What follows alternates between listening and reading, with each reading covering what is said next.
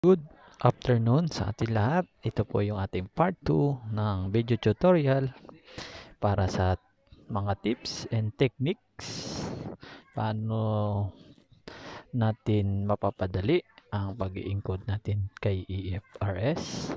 Ang ituturo ko po ngayon sa inyo is yung issue about sa paghingi po ng copy ng mga auditor sa field. Minsan ang ginagawa nyo, yan, for example, open po natin itong AFRS. Minsan, ang ginagawa po ninyo is ibinibigay nyo yung password. Kasi tinuturo nyo siguro na mag-login sila. Yan, for example, mag-login. Then, syempre, wala sila po diyang account. Ang ginagawa nyo, binibigay nyo is yung password nila. Pero kung sa tutuusin po, dapat po hindi natin to binibigay yung password. Kasi bakit po? Kasi yung mga in-encode nyo po na transaction na as good is dapat po hindi na po nila makita. Saan po na lang po dapat silang mag-audit. Pwede pong mag-audit ang ating mga auditor. For example, yan, kinulos ko po yung login.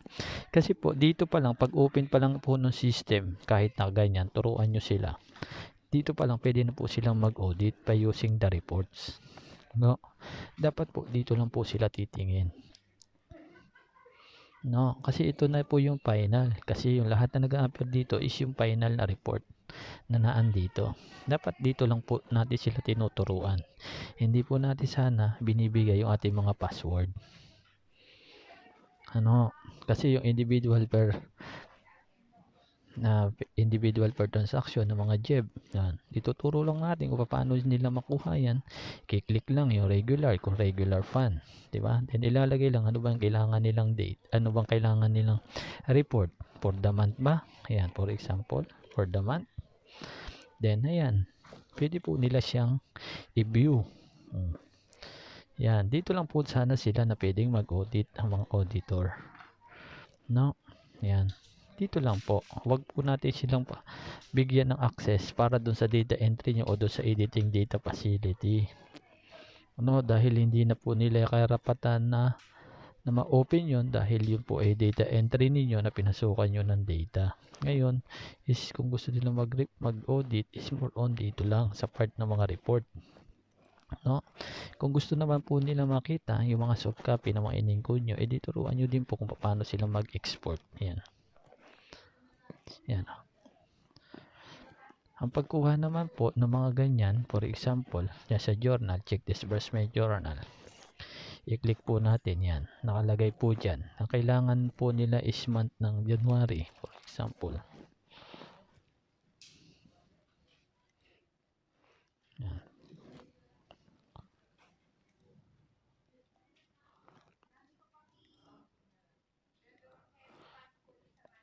Yan, for example, kailangan po niya ng report ng January. Export po natin journal, check disbursement journal.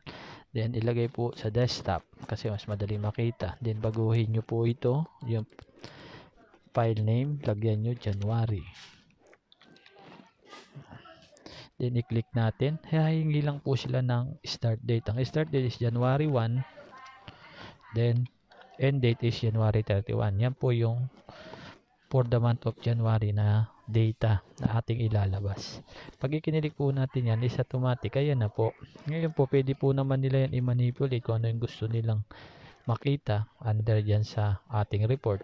Andyan na po siya. Binibigay naman po. Nasa kanila. Yan.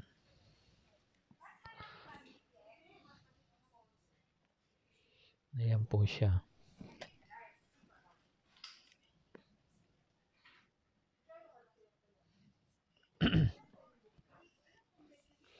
Ayan. Then ano pa, yung mga report na pwede naman po nilang makita, yung mga journals, accounts payable, mga ledger. Then sa subsidiary ledger, per account code yan. For example, lagay natin yan. Yan, SL, per code. Yan, hihingi siya ng pan cluster, lagay nyo 01. Then start date is January 1. Then January 31. Then hihingi siya ng account code, lagay natin na 1010 40 40 01. Meaning po, SL po yung hinihingi niya, lagi po doon sa 10-digit code, kung tayo po yung naglagay ng sub-object code, isasama din po natin. Pero kung in-export po natin na data under doon sa export data facility is general ledger, ay tatanggalin po natin itong 2-digit codes na yan. Mawawala po yung 2 digits na yan. Magiging 8 digits lang po yung ating itatype. Then yun po yung ating account code. Pero kung SL po, kasama po lagi yung 2 digit na last, yan po yung sub-object code. Ano? For example, kaya nito, kinuha ko yung 101040 4001, meaning ito po yung SMDS ni junior high school. Gusto ko makita yung SL niya. Yan. By using the Excel file. Ayan po, makikita natin yung SL niya na senior high school. Na junior high school, brother. Ayan po. Ayan po, junior high school kas MDS, junior high school. Yan. Makukuha po natin yung kanyang subsidiary ledger. Ayan po siya. Ngayon po, kung gusto nyo pong baguhin, ay nasa sa inyo naman po. Yan. Pwede nyo ilagay yung explanation. Then kayo na po yung bahalang mag-ayos ng mga data na yan, ano, by using alam nyo naman yung copy-paste, yan. Basta't yung data po is naandyan na po, kompleto po yan, wala na po kayong hahanapin pa, dahil ang kailangan lang natin is i-reformat lang sila dun sa gusto nilang hinihingi nila na tamang format, ano.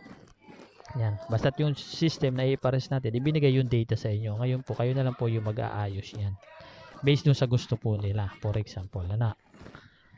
Yan. Yan po yung mga sample, ano, na pwede natin gawin kay EFRS. Ayan, mayroon din po yan yung mga other reports na pwede nating i-export.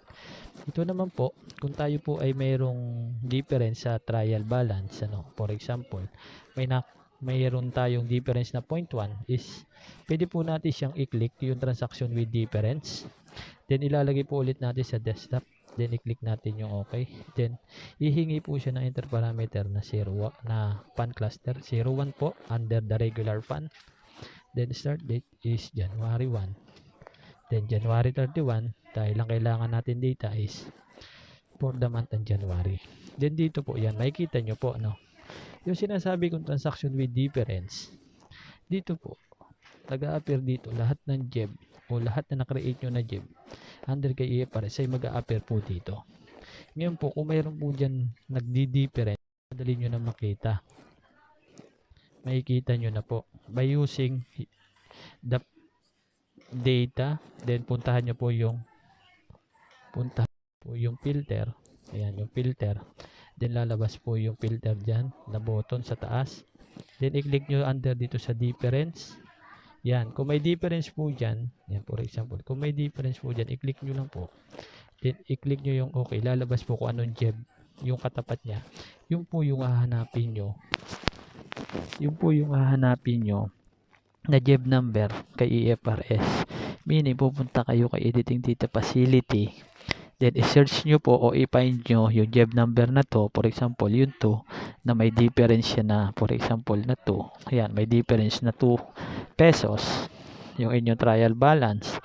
Ayan, may difference po siya. Ngayon po, madali nyo na po siya makikita by using the export data under sa transaction with difference. Ano po? Then ngayon, ito sa JEB number 2, pupunta ako kay Editing Data Facility. Then i-edit ko ngayon siya, yung mali kong entries. Yan, para makorek na po siya na mag-zero out. Na po siya. Meaning, pagdating sa trial balance, wala na pong difference na mag-a-appear doon. At wala na rin pong message error na makikita sa inyong trial balance. Yan po yung purpose ng transaction with difference. Ano?